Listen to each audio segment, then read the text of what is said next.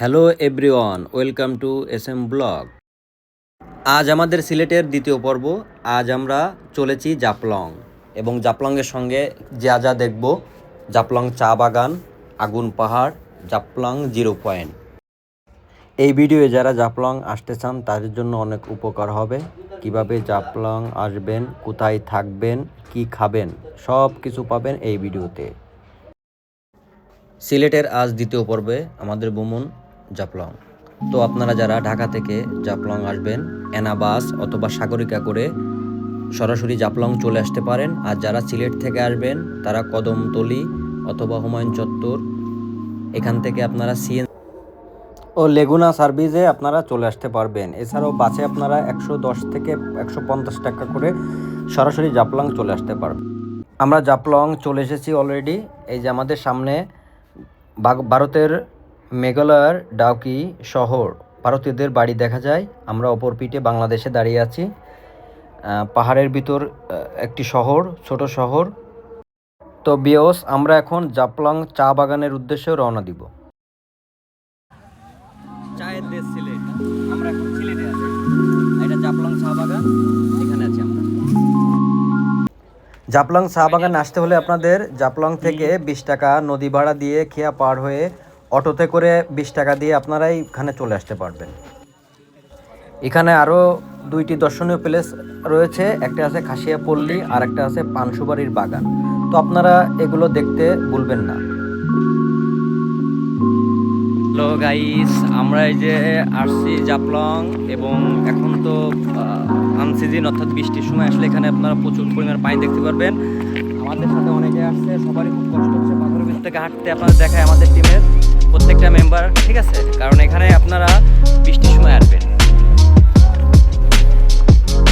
সিলেট জেলার গোয়েনঘাট উপজেলায় অবস্থিত জাফলং সীমান্তবর্তী হওয়ায় এক পাশে বাংলাদেশ, অন্য পাশে ইন্ডিয়া। এই যে আমরা এখন দেখতে পাচ্ছি বিএসএফ এর ক্যাম্প, এখান থেকে নজরদারি করে। আর ঠিক আমাদের পিছনে ডাউকি ব্রিজ, ওইখান দিয়ে আপনি যখন ডাউকি বর্ডার দিয়ে ইন্ডিয়া যাবেন তখন এখান থেকে আপনি যাইতে পারবেন। এবং আমাদের সামনে যে নৌকা দেখাচ্ছে, এখানে এক পাশে ইন্ডিয়া আর এক পাশে বাংলাদেশ, পাশাপাশি নৌকা এখান থেকে নিতে পারবেন। আপনারা যখন ডাউকি বর্ডার দিয়ে ইন্ডিয়ায় প্রবেশ করবেন তখন এই ব্রিজের পর দিয়ে যাইতে হবে। এটা সেই ডাউকি ব্রিজ। পাথরের উপর দিয়ে বয়ে চলা পিয়াইন নদীর স্বচ্ছ পানির ধারা, ঝুলন্ত ব্রিজ, পাহাড় ও চা বাগান নিয়ে জাফলং সিলেটের অন্যান্য দর্শনীয় স্থান থেকে বিশেষ গুরুত্ব পেয়েছে। পিয়াইন নদীর স্বচ্ছ নীল জলধারাতে আপনারা এখানে না আসলে বুঝতেই পারবেন না। ঋতু পরিবর্তনের সময় এখানে প্রকৃতিরও পরিবর্তন ঘটে। আর এখানে আসলে আপনি প্রকৃতির আসল সৌন্দর্য দেখতে পারবেন।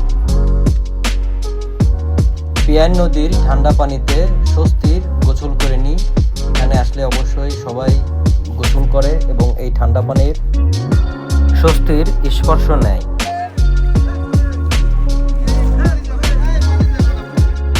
আমরা এখন আছি জাফলংয়ের মায়াবী ঝর্ণা বা সংগ্রামপুঞ্জি ঝর্ণা নামে।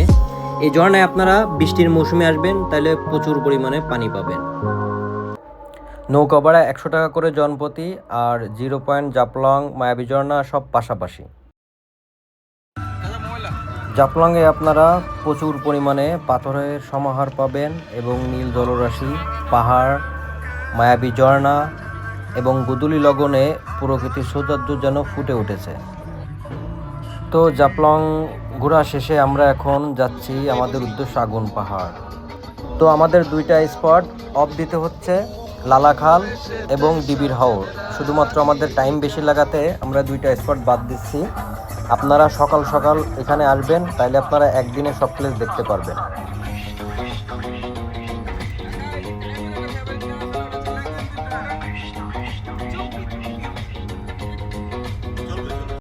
তো আমরা এখন আগুন পাহাড়ে আছি। আমরা এখন আগুন জ্বালাবো মেজের কাঠি বা গ্যাস লাইট দিয়ে। আপনি যে কোনো জায়গায় আগুন রাখলে এখানে আগুন ধরবে।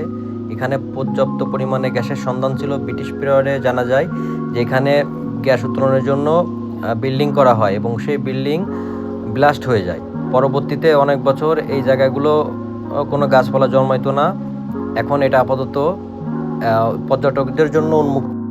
এই আগুনপাহাড়ের অবস্থান সম্পর্কে আপনাদের জানাই। সিলেট থেকে 30 থেকে 35 কিলোমিটার দূরে হরিপুরের উতলা গ্রামে, যেটাকে আমরা আগুনপাহাড় হিসেবে জানি।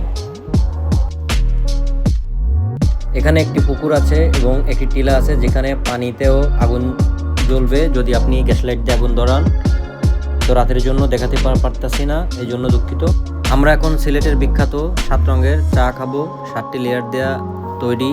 তো আপনারাও এখানে আসলে 7 রঙের চা খাবেন। আমরা এখন শাহপুরানের মাজারে আছি। মাজার জিয়ারত শেষে আমরা এখন হোটেলে ফিরে যাব। আমাদের সিলেট পর্বটি এখানে শেষ। তবে একটা কথা বলবো, আপনারা সিলেট যখন ভ্রমণ করবেন সঙ্গে সিএনজি বা প্রাইভেট কার বা আপনাদের বাজেট অনুযায়ী গাড়ি রাখবেন, সেক্ষেত্রে আপনারা অনেক ভালো ভালো জায়গায় যাইতে পারবেন। মাজার থেকে হোটেলের উদ্দেশ্যে রওনা দিই এবং এই ট্যুর সম্পর্কিত আপনাদের কোথায় কেমনে যাবেন ডিটেল সব ডেসক্রিপশন বক্সে দেওয়া থাকবে, ওইখানে আপনারা দেখে নেবেন। আপনাদের রেগুলার নাম্বার, হোটেল সব কিছু এভরিথিং ডেসক্রিপশন বক্সে পাবেন। আর